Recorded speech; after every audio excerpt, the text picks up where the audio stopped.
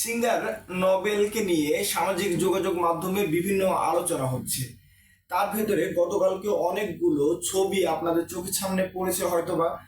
দেখা যাচ্ছে, এই যে আমি পাশে রেখে দিচ্ছি যে ছবিগুলো দেখতেছেন, এটা হচ্ছে রোমানা খাতুন, যে যে যার বিরুদ্ধে অভিযোগ উঠেছে যে নোবেল এই মেয়েটিকে 7 মাস ধরে ধর্ষণ করেছে এবং সে তাকে আটকে রেখেছিল।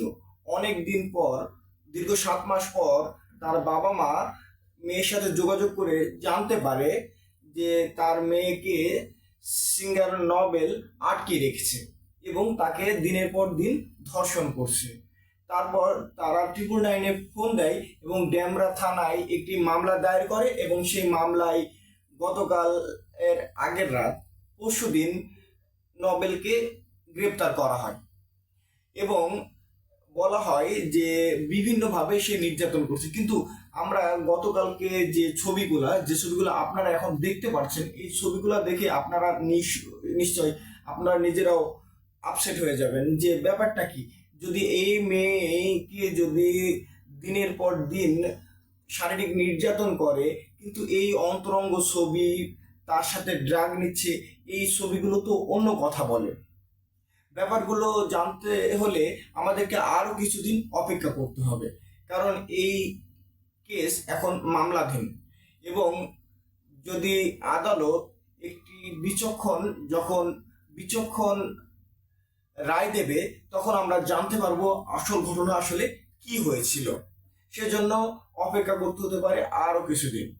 এদিকে নোবেলের এক্স ওয়াইফ সালসাবিল তার একটা ফেসবুক স্ট্যাটাসে বলছেন, নোবেল যে কারোর সাথে 7 মাস থাকতে পারে এটা অসম্ভব। কারণ সে কোনোভাবে বিশ্বাস করতে যাচ্ছে না যে নোবেল 7 মাস একটা মেয়েকে আটকে রেখে সে এভাবে নির্যাতন করতে পারে। সে বলছে যে সে অনেকদিন ধরেই তার সাথে, সে এখন দেশের বাইরে আছে এবং অনেকদিন ধরেই তার সাথে যোগাযোগ রক্ষা করে এবং তার সাথে ফোনে কথা হয় এবং কখনো নোবেল বলে তাকে জানায়নি।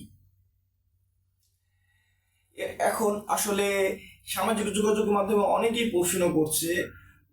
বিভিন্ন জনের কোশ্চেনের ভেতরে একটি কোশ্চেন হচ্ছে যে 7 মাস যদি ধরে মেয়েটাকে আটকে রাখে, তাহলে এই 7 মাস মেয়ের বাবা মা কি একবারও যোগাযোগ করেনি?